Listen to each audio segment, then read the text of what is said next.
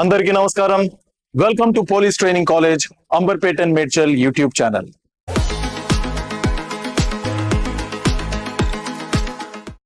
ఇవాల్టి వీడియోలో మనము ఆఫెన్సెస్ రిలేటెడ్ టు ప్రాపర్టీకి సంబంధించి మనకి మోస్ట్ కామన్ గా రిపోర్ట్ అయ్యేటువంటి ఆఫెన్స్ చీటింగ్.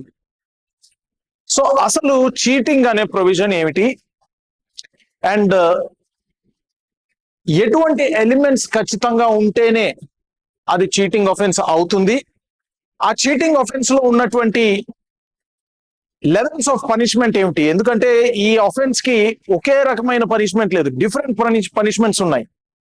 సో ఏ లెవెల్లో ఎంత పనిష్మెంట్ ఉంది అంటే ఏ చర్యలకు ఎంత తీవ్రత ఉంది అనేది కూడా మనం తెలుసుకుంటూ చెక్ లిస్ట్ రూపంలో మనం చూద్దాము.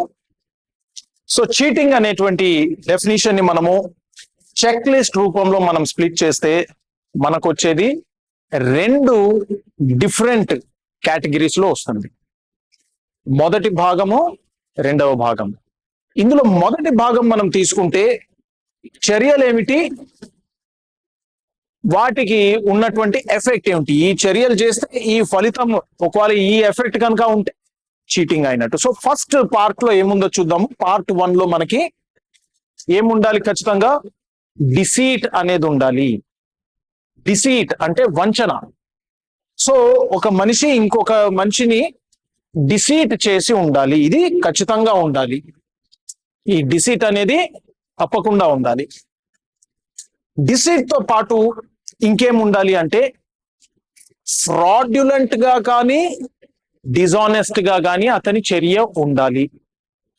ఫ్రాడ్ కి డిజానెస్ట్ కి తేడా ఏమిటి, మనకి ఫ్రాడ్ అనేది section 2 subsection 9 of the BNS లో డెఫినేషన్స్ లో ఉంటుంది. డిజానెస్ట్ అనేది సెక్షన్ 2 సబ్సెక్షన్ 7 ఆఫ్ బిఎన్ఎస్ లో డెఫినేషన్స్ లో ఉంటుంది. బట్ సింపుల్ గా మనం అర్థం చేసుకోవాలంటే ఫ్రాడ్యులెంట్ అంటే మోసం, మోసపూరిత చర్య. డిజానెస్ట్ అంటే నిజాయితీ లేకపోవడం. సో ఫ్రాడ్ కి డిజానెస్ట్ కి డిఫరెన్స్ బేసిక్ గా ఎక్కడ వస్తుందంటే డిజానెస్టీలో wrongful gain or wrongful loss అనేది కలిగి ఉండాలి. అంటే ఒక వ్యక్తికి రాంగ్ఫుల్ గెయిన్ అయినా కలిగి ఉండాలి, ఇంకొక వ్యక్తికి రాంగ్ఫుల్ లాస్ అంటే నాకు దక్కరాని లాభం నాకు దక్కింది, that amounts to wrongful gain.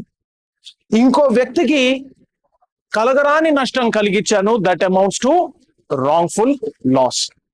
So కాబట్టి డిస్ఆనెస్ట్ లో ఏమవుతుందంటే సాధారణంగా ఎప్పుడైనా కూడా ఏ వ్యక్తి పట్ల అయితే నిజాయితీ లేకుండా ఒక చర్య జరుగుతుందో ఆ వ్యక్తికి సాధారణంగా అయితే తెలిసిపోతుంది, ఇతను నిజాయితీ లేకుండా నాతోటి ఈ విధంగా చేస్తున్నాడు అని చెప్పేసి ఆ వ్యక్తికి తెలుస్తుంది. ఫ్రాడ్యులెంట్ లో ఏమవుతుందంటే డిసీట్ ఉంది కదా, వంచన ఉంది, వంచనతో పాటు ఏదో ఇంజురీ, ఏదో డ్యామేజ్ అయింది. ఈ ఫ్రాడ్యులెంట్ లో సాధారణంగా విక్టిమ్ కి తెలవచ్చు, తెలవకపోవచ్చు. అంటే ఒక మనిషి మోసం చేశాడు అన్న విషయం తర్వాత తెలవచ్చు, బట్ డిజానెస్ట్ అనేది జరుగుతున్నప్పుడు సాధారణంగా తెలిసిపోతుంది. ఒక చిన్న ఎగ్జాంపుల్ కింద చెప్పాలంటే ఇప్పుడు ఒక పోస్ట్ మాస్టర్, ఒక పోస్ట్ డెలివరీ పర్సన్, అతనికి మనీ ఆర్డర్ ఒక వ్యక్తికి ఇవ్వాలి అన్నటువంటి డ్యూటీ ఉంది. అంటే ఇతని చేతిలో డబ్బులు ఉన్నాయి, అది ఏదో ఇంటికి వెళ్ళి వాళ్ళకి ఆ మనీ ఆర్డర్ అనేది డెలివర్ చేయాలి. డిజానెస్ట్ గా ఉన్నటువంటి పోస్ట్ డెలివరీ పర్సన్ ఏం చేశాడంటే సరే ఇప్పటికిప్పుడు వాళ్ళకి ఇచ్చే అవసరం ఏం లేదు, ఇది మనం పెట్టేసుకుందాము, తర్వాత మనం ఎప్పుడో వాళ్ళకి ఇద్దామని అతను డిసైడ్ చేశాడు. దీంతో ఏమైంది, అతను స్పెసిఫిక్ గా మోసం ఏం చేయలేదు, కానీ నిజాయితీగా లేడు. ఎవరికి ఏ సమయంలో ఇవ్వాల్సిన డబ్బులు అప్పుడు అతను అందించలేదు, కాబట్టి that amounts to dishonest. So ఒక చర్యలో డిసీట్ తో పాటు ఫ్రాడ్యులెంట్ గా మోసపూరిత వ్యవహారంతో గాని లేదా నిజాయితీ లేకుండా చర్య చేసి డెలివరీ ఆఫ్ ప్రాపర్టీ, ఈ ఎఫెక్ట్ అనేది ఈ రెండింట్లో ఏదో ఒకటి ఖచ్చితంగా ఉండాలి. సో ఐదర్ ఒక మనిషి దగ్గర నుంచి నేను ఏదో ప్రాపర్టీ అయినా తీసుకున్నాను, లేదా ఆ మనిషి ఆ ప్రాపర్టీ రీటైన్ చేసుకునేలాగా చేశాను, or consent to retain any property అంటే ఆ మనిషి ఆ ప్రాపర్టీ పెట్టుకోక్కర్లేదు కానీ అతను రీటైన్ చేసుకునేలాగా చేశాను. ఇప్పుడు ఏమైంది, అది ఫస్ట్ పార్ట్ కింద చీటింగ్ అనే డెఫినేషన్ లో వచ్చింది. రెండో భాగంలో ఏముంది, ఇంటెన్షనల్ ఇండ్యూస్మెంట్, ఉద్దేశపూర్వకంగా ప్రేరేపించడం. ఏం చేయడానికి, ఏదైనా చర్య చేయడానికి కానీ లేదా అతను చేయాల్సిన చర్య చేయకుండా ఉండడానికి ఉద్దేశపూర్వకంగా ప్రేరేపించుట, లేదా ఇక్కడ శరీరానికి గాని అతని మనసుకి గాని అతని ప్రతిష్టకి గాని అతని ఆస్తికి గాని ఏదైనా రకమైన నష్టం కలిగించడం. దీనికి మనము ఎగ్జాంపుల్ రూపంలో కొన్ని స్లైడ్స్ లో డిస్కస్ చేద్దాం. సో మనం ఫస్ట్ ఎగ్జాంపుల్ ఒకటి చూద్దాము. ఇది మోస్ట్ కామన్ గా జరిగేదే, counterfeit or fake logos తోటి ప్రోడక్ట్స్ అమ్మడం.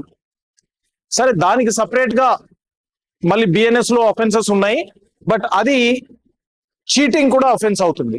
ఏ విధంగా అవుతుంది అంటే చూడండి, ఇప్పుడు ఒక వ్యక్తి ఉన్నాడు, ఆ వ్యక్తి ఈ వాచీలు అనేవి, ఈ గడియారాలు అనేవి ఒక స్పెసిఫిక్ కంపెనీ తయారు చేసినటువంటి ఒరిజినల్ ప్రోడక్ట్ అని నమ్మిస్తున్నాడు.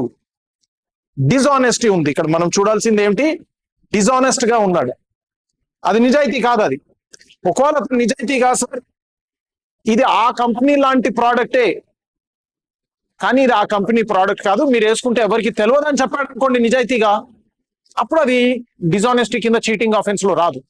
కానీ ఆ వ్యక్తి ఏమన్నాడు, ఇది ఆ కంపెనీ ఒరిజినల్ ప్రోడక్టే, ఆ షోరూమ్స్ లో అమ్మితే అది ఎక్కువ ధరకు అమ్ముతారు, నేను ఇక్కడ రోడ్ మీద అమ్ముతున్నా కాబట్టి తక్కువ ధరకు అమ్మగలుగుతున్నానని చెప్పేసి డిజానెస్ట్ గా ఏం చేశాడు, ఇంకో వ్యక్తి డెలివరీ ఆఫ్ ప్రాపర్టీ వచ్చింది కదా, ఇంకో వ్యక్తి యొక్క అమౌంట్ ని తను తీసుకున్నాడు. ఎలా తీసుకున్నాడు, నిజాయితీ లేకుండా, నిజాయితీగా చెప్పాల్సిన విషయాలు చెప్పకుండా అతని డబ్బుని ఇతనికి ఇచ్చేలాగా చేశాడు. కాబట్టి this also amounts to cheating. ఇంకో ఎగ్జాంపుల్ చూద్దాం. ఈ రెండో ఎగ్జాంపుల్లో ఇప్పుడు మనకి ఏంటంటే, ఈ షాప్ లో ఇవన్నీ చాలా high quality premium ladies hand bag అనేది ఇతను అమ్ముతున్నాడు. శాంపుల్ కింద ఒక హ్యాండ్ బ్యాగ్ పెట్టాడు, అది ఒరిజినల్ క్వాలిటీ, అది ఒరిజినల్ క్వాలిటీ. ఈ మహిళకు అతను యాక్చువల్ గా డెలివర్ చేసింది డూప్లికేట్ క్వాలిటీ. ఇక్కడ ఏం జరిగింది, డిజానెస్టీ కాదు, ఫ్రాడ్ జరిగింది. ఈ మహిళకు తర్వాత కానీ తెలియదు ఆమెతోటి ఫ్రాడ్ జరిగిందని. ఆమె ఏమనుకుంటుంది, ఈ క్వాలిటీ హ్యాండ్ బ్యాగ్ కొన్నానని అనుకుంటోంది. వాస్తవానికి అక్కడ ఏం జరిగింది, డూప్లికేట్ క్వాలిటీ. కానీ చూపించింది ఒరిజినల్ గా, కంపెనీలో అతని షోరూమ్ లో చూపించింది ఒరిజినల్ క్వాలిటీ.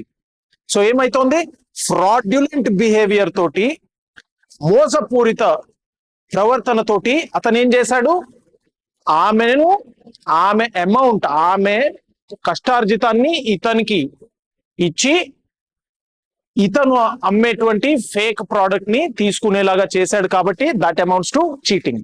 సో ఇప్పుడు మనం చూసినటువంటి 3 ఎగ్జాంపుల్స్ కూడా లెవెల్ 1 లో వస్తాయి. వీటి పనిష్మెంట్ ఎంత, అండర్ సెక్షన్ 318 సబ్సెక్షన్ 2 3 సంవత్సరాల జైలు శిక్ష లేదా ఫైన్ గాని పడవచ్చు.